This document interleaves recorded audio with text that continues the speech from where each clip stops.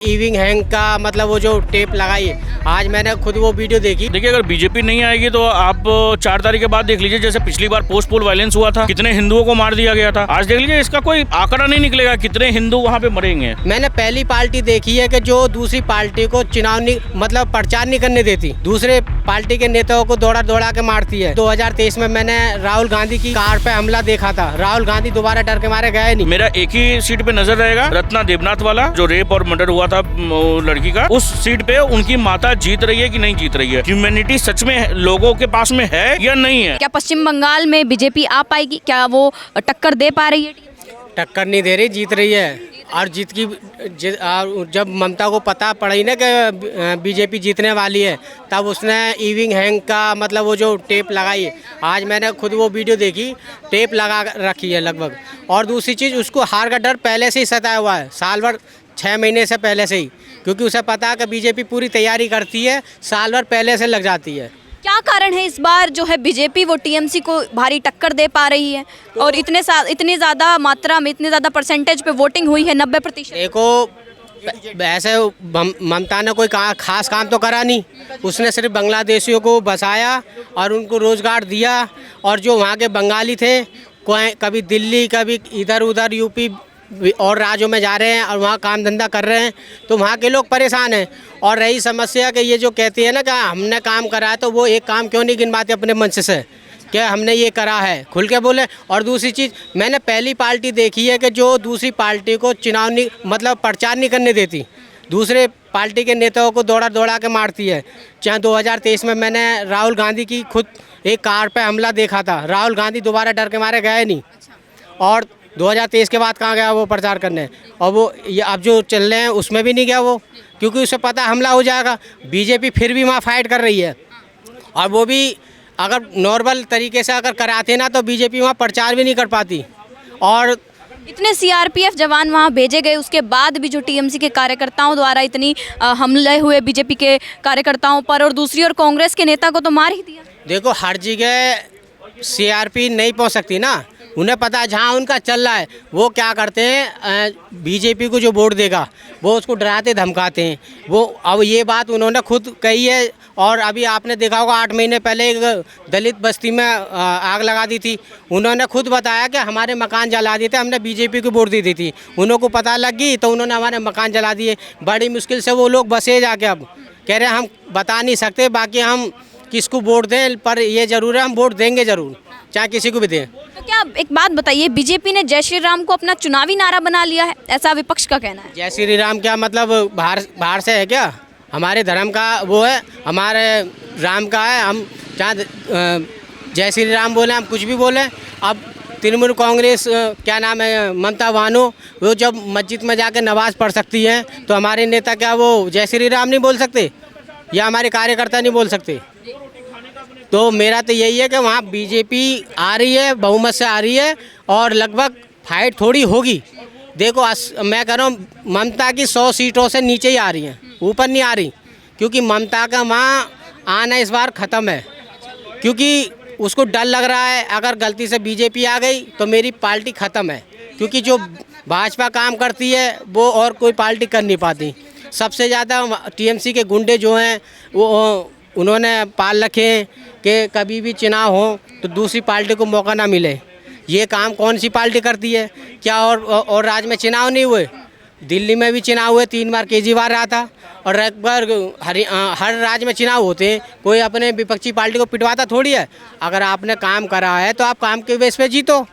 आप कोई और मुद्दे ला के वो पार्टी को गिनवाओ कि हमने ये काम करा है और हमें जनता वोट देगी। बीजेपी तो गिनवाती है कि हमने ये काम करा है, धरातल पे करा, हमने इतने हाईवे बनाए, इतने फ्लाईओवर बनाए, या हमने ये चीज़ें बना के दी है, लोगों को सुविधा करके दी है, तब वो बीजेपी जीत रही है।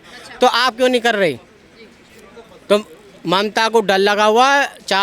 4 मई ममता गई तो उसका ये रिजल्ट लास्ट है। और उसके बाद अगली बार वो, इस बार तो 80, 90 या 100 जो भी आ जाए वो ठीक, इस बार तो आ जाएगी, अगली बार वो पूरी तरीके से साफ हो जाएगी। उसे इस चीज़ का डर है। ये चुनाव तो हर अगली बार साफ हो, इस बार क्या टीएमसी? देखो, इस बार तो टीएमसी नहीं आएगी। अब 294 सीटों पे चुनाव है, जाहिर सी बात है। अगर बीजेपी 180 170 या 200 या 190 लाती है तो सरकार तो बीजेपी बनाएगी। तो जो ऊपर की जो सीटें हैं वो भी तो पार्टी दूसरी जीतेगी ना। तो अब 100 सीटों में तो कोई सरकार बना नहीं पाएगा, या 80-90 में। तो टीएमसी की जो सीटें आ रही हैं 80-90 के आसपास ही आ रही हैं। अब बीजेपी की जो है बहुमत से ज़्यादा आ रही है। आप 150 पे 100 आंकड़ा पार हो जाता है ना बहुमत का, तो 150 पे पूरा हो जाता है, 150 पार से ज़्यादा हो जाता है। तो मेरा मानना यही है कि बीजेपी वहाँ 180-170 के लामबेट में रहेगी। और बाकी जो है और भी बतेरी निर्दलीय पार्टी होती है, या वहाँ की एक पुरानी पार्टी है, कुछ वो भी करेगी। उवैसी है और उवैसी भी है, और क्या है हुमायूं कबीर है, तो ये भी थोड़ा बहुत गेम चेंज करेंगे। तो आप देख सकते हैं कि सबका मानना है कि इस बार बंगाल में खेला होगा। तो सर आप बताइए, जो एग्जिट पोल है वो भी बता रहे हैं कि कहीं ना कहीं बीजेपी आती दिखाई दे रही है, तो आप इस चीज़ को कैसे देखते हैं?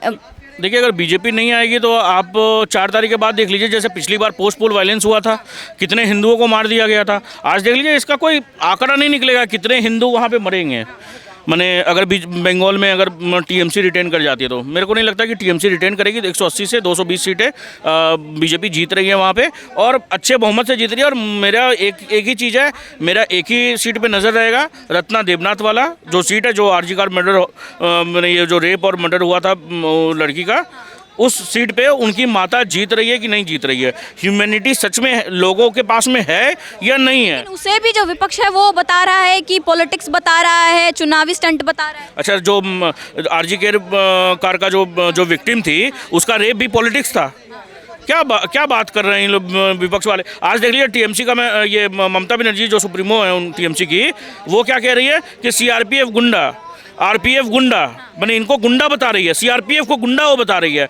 एक बात बताइए, ये जो हमारे जो ये जो क्या बोलते हैं यूपी के जो सिंघम हैं अजय पाल शर्मा जी, वो वहाँ पे अपना निष्पक्ष ड्यूटी निभा रहे हैं, और वहाँ पे वो क्या बोल रही है? तो एजेंट बताया जा रहा है बीजेपी का, और वो बता रहे हैं कि तुम्हें हम कोर्ट में घसीटेंगे, तुम्हें कोर्ट में घसीटेंगे। ये बात बताइए, एक पुलिसकर्मी जो अपना काम निष्पक्ष तरीके से कर रहा है, ऐसे तो बहुत लोग, देखिए आपने भी होगा कि यार ये पुलिस है, चोर होगा, रिश्वत लेता होगा, मगर जब कोई पुलिसकर्मी अच्छा काम कर रहा है, उसके पीछे देख लीजिए कितने पॉलिटिकल पार्टीज लग जाती है। महुआ मित्रा ने क्या क्या नहीं बोल दिया, ये जहांगीर खान ने क्या क्या नहीं बोल दिया उसको। देखिए बात क्या है ना कि ये सारी जो चीज़ें हैं बंगाल में मुझे नहीं लगता है संदेश खली, हंस खली और ये जो मर्डर्स हुआ है, ये बंगाल की जनता भूल पाएगी, कभी भी नहीं भूल पाएगी। तो ये सारी जो चीज़ें हो रही है मालदा और ये सब जो है, ये नहीं भूलेगी, और उसी के ऊपर में ये वोट गया है। और मुझे लगता है 180 से 220 सीटें बीजेपी को आना तय है। 110 तो मुझे लगता है फर्स्ट फेज़ में ही आ जाएगा, 80 से 90 सीट अभी क्या बोलते हैं सेकेंड फेज़ में आराम से जीतेगी। जहांगीर की जो सीट है उस पर तो ईवीएम तक हैक कर लिया गया, बीजेपी के बटन पर टेप लगा दिया गया, तो इसे कैसे देखते हैं? क्या जो ममता बनर्जी टीएमसी है वो डर चुकी है? मैम देखिए, बिल्कुल डर चुकी है। आप एक बात बताइए, नहीं तो कौन, देखिए क्या होता है कि मोदी जी अभी जिस दिन लास्ट डे था जो ख़त्म होता है कैंपेनिंग, उस दिन क्या बोला उन्होंने कि आशा करता हूं कि 4 तारीख को अब मैं आऊंगा तब जब ओथ सेरेमनी हमारा बीजेपी से कोई सीएम बनेगा। तो मोदी जी ने ये बोला। ममता बनर्जी क्या कह रही थी? ममता बनर्जी कह रही थी कि अगर इस बार हम जीतें, उनको भी पता है कि हम नहीं जीतेंगे क्योंकि हमने काम नहीं। अब एक बात बताइए मैम, जैसे यूपी में अभी इलेक्शन होगा 2027 में, योगी जी के पास में पूरा ब्लूप्रिंट है कि हमने ये काम किया, यहाँ पे हमने ये एयरपोर्ट बनाया, हमने इतने रोड बनाए, हमने ये काम किया, ये यूनिवर्सिटीज़ खुली, ये स्कूल खुला।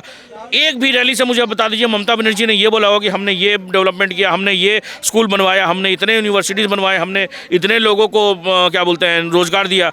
मैम वहाँ पे एसएससी स्कैम से लेकर के शारदा स्कैम, वो तो बोले उन्हीं के घटक दल के राहुल गांधी के किनारे हैं कि भाई क्या क्या स्कैम वहाँ हुआ है।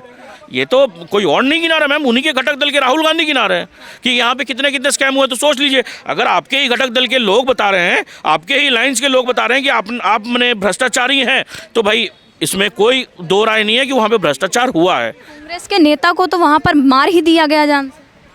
वही मैम, वही मैं बता रहा हूँ ना, ये यहाँ पे क्या है ना कि अगर बीजेपी नहीं आती है तो वहाँ पे राष्ट्रपति शासन लगाना पड़ेगा। राष्ट्रपति शासन नहीं लगा तो इतने बीजेपी वर्कर्स मारे जाएंगे कि आप उसका कोई सोच नहीं सकते, कुछ समझ नहीं सकते कि कितने लोग मरेंगे वहाँ पे। समझे, हमारे मैंने गुड़गांव से लेकर के दिल्ली, नोएडा, जितने भी ये जो एरिया हैं, जितने भी कुक थे सारा गए हुए थे एक ही चीज़ बोल करके, भैया बीजेपी को जिताना है। नहीं तो जिस हिसाब से वहाँ पे उन लोग बूथ कैप्चरिंग करते थे कि बूथ कैप्चरिंग करना तो इस बार पॉसिबल था नहीं। आपने भी देखा होगा किस हिसाब से जो बूथ कैप्चरिंग कर रहा था उसको सीआरपीएफ ने औकात दिखाई है। लेकिन फिर भी कहीं ना कहीं खेला हो रहा था, जैसे कि बीजेपी की जो बटन है उस पर टेप लगा देना, लोगों को डराना धमकाना। जो जहांगीर है वो लोगों को डरा धमका रहे थे, इसलिए तो सिंघम साहब गए थे। मैम ये चीज़ एकदम हकीकत बात है, तभी तो इलेक्शन कमीशन को और ये क्या कहते हैं अजय पाल शर्मा जी को भेजा गया। इलेक्शन कमीशन ने तभी तो अजय पाल शर्मा जी को भेजा कि कोई इस सिचुएशन को कोई और अच्छे से मॉनिटर नहीं कर सकता। कितने लोग अभी जेल में हैं ये बस वायलेंस करने के चक्कर में, आप देख सकते हैं। मैम क्या होता ना, मैं ये नहीं बोल रहा हूँ कि अच्छा अगर काम करती ममता बनर्जी तो हमें कोई बैन नहीं है टीएमसी से। क्षेत्रीय पार्टी है, अच्छा काम करे, मगर अच्छा काम वो कर नहीं रही हैं। वो बस मुस्लिमों को लुभा रही है।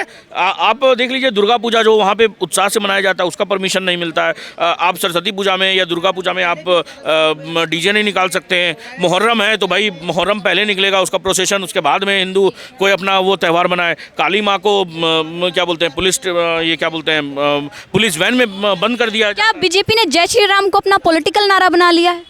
तो इसमें दिक्कत क्या है मैम? अगर पॉलिटिकल नारा बना लिया जय श्री राम को तो दिक्कत क्या है? अभी सयोनी घोष को आप देख पक्ष को हो रही है ना दिक्कत? नहीं, वही सयोनी घोष जो है फर्स्ट फेज के इलेक्शन के पहले क्या कह रही थी कि हाँ ये बंगाल है, यहाँ पे धार्मिक नारा जय श्री राम चोलवे ना। उसके बाद में जैसे ही उन्होंने देखा कि बीजेपी भारी पड़ रही है फर्स्ट फेज के बाद में उनका वो नॉर्मल हो गई। उसके बाद में वो जय श्री राम भी बोलने लगी और उसके बाद में वो क्या बोलते हैं जो सिख धर्म का है सत श्री अकाल ये सब कुछ बोलने लगी। तो ये इससे समझ में आता है मैम कि इन लोग डरे हुए हैं। एक जहांगीर खान से लेकर के टीएमसी के जितने भी नेता हैं सब डरे हुए हैं। उनको पता है कि इस बार हम हार रहे हैं। और ये मुर्शिदाबाद के जो एमएलए हैं वो खुद कह रहा है कि हम हारने वाले हैं इस बार। तो ये देख लीजिए जिस बार जब वोटिंग वहाँ परसेंटेज ज़्यादा हुआ, आप 2011 में मेरे ख्याल से जब सत्ता परिवर्तन हुआ था, मेरे ख्याल से 2011 में, ये मुझे पूरा एग्जैक्ट ईयर नहीं याद है, तो वहाँ पे देख लीजिए 84% कुछ वोटिंग हुई थी और टीएमसी आई थी। सीपीआईएम को छोड़ करके टीएमसी आई थी। इस बार देख लीजिए 91-92% और अभी का तो मुझे डाटा ध्यान में नहीं है, अभी हुआ है, अभी का आ जाएगा डाटा, 90 से ऊपर हुआ है। तो ये जो 90+ जो एवरेज है ना मैम, ये ममता बनर्जी का लुटिया डुबा के रहेगा। ममता बनर्जी तो कह रही है कि पहले बंगाल जीतेंगे उसके बाद दिल्ली जीतेंगे। ममता बनर्जी को बोलने दीजिए। वो क्या है ना कि उनको क्या बोलते हैं बगल का जो देश है ना वहाँ के लिए मोदी जी या तो बस या तो ट्रेन चलवाएंगे या तो हो सकता है खुद ही मोदी जी छोड़ के आ जाएं। बगल का देश उनको जाना है, बगल का उनको देश में भेजना है क्योंकि वहाँ से उनको बहुत प्रेम है।